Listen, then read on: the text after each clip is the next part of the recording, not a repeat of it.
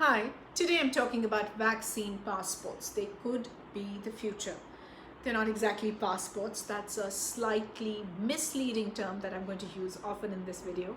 They're more like a health certificate, most likely on an app that can confirm that someone has been fully vaccinated for COVID-19. These can be issued by governments or private institutions. They allow fully vaccinated people to do things like enter a restaurant or a bar within their countries, but also allow these people to move outside their country by boarding a plane to travel and work abroad. Sounds fair? Well, it's one way we can start reopening our economies safely. Israel already has certificates called green passes for use within the country. The European Union's COVID certificate system is for people flying within the EU.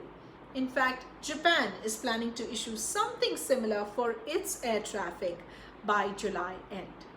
But there's more to this story. My name is Anubha Bhonsle and this is Newsworthy. And in this video, I want to take you through the pros and cons of vaccine certificates and what it might mean for you and I in India. Now, a good starting point for this conversation is the World Health Organization. The WHO says vaccine passports for COVID-19 are not a good idea yet. The scientific reason is we are still not sure how strong and what kind of protection is provided by the vaccines that are currently being used globally under emergency authorization. Vaccine inequity is another reason that's staring in our face. Richer countries not only have better access to vaccines, many have stocked up enough doses to cover their entire populations more than once over, while poorer countries, often with larger populations, struggle to get people vaccinated fast enough. Till now, less than 1% of people in low-income countries have received at least one dose. Now, what will end up happening if countries begin to mandate proof of vaccination and digital no less? Unvaccinated people are going to lose access to the things that vaccinated people have access to. For instance, some American universities say they'll require proof of COVID-19 vaccination from all students in order for them to enter campus. Some workplaces and employers have also instituted similar requirements. This has made the future of many Indian students and professionals uncertain.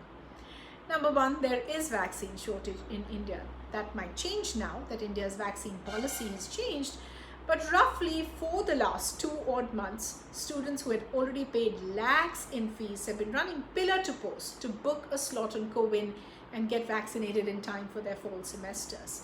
Now, many chose Covaxin since it had a shorter interval between the 2 doses, only to miss their second dose because it simply wasn't available. In fact, it didn't end there. Those who got Covaxin soon found out that since the WHO hasn't approved it yet, though meetings have begun, I have to add, US authorities don't count it as being vaccinated. In fact, some colleges ask students to get re-vaccinated with Covishield, even though the science is not clear on mixing vaccines or getting fully vaccinated twice.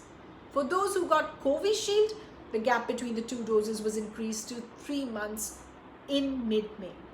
It in fact took several rounds of petitioning for the government to make an exception for students and others who had travel plans. They can now, as an exception and with proof, get vaccinated with the second Covishield dose in 4 weeks' time. Now, these are one set of reasons why some countries, India included, are against vaccination certificates being made mandatory.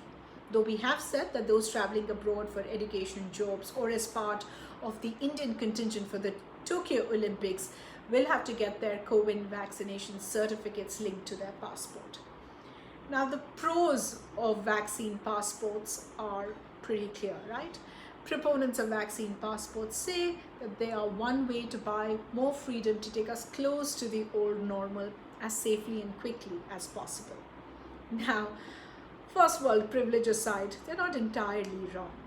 In Israel, which is one of the countries with the highest vaccination rates, green passes have actually let the country and all businesses almost fully reopen. They're also seeing daily new COVID-19 cases drop by more than 95%, and daily deaths have nearly been eliminated. But even within the richer countries, there is opposition to that concept on other grounds of invasive government surveillance. It's a tricky question whether we need vaccine passports as we move forward or not. And it's one that we're not likely to answer very, very soon. Remember, this isn't the first time the world is engaged in a conversation about vaccine passports. It has been going on since 1897, when a vaccine for the plague was invented. And also remember that since 1969, the WHO has approved Yellow Card as a document for travelers to certain countries to show proof of vaccination for yellow fever and other shots, without which you can't visit those countries. I'll stop here. Hope this was worthy of your time.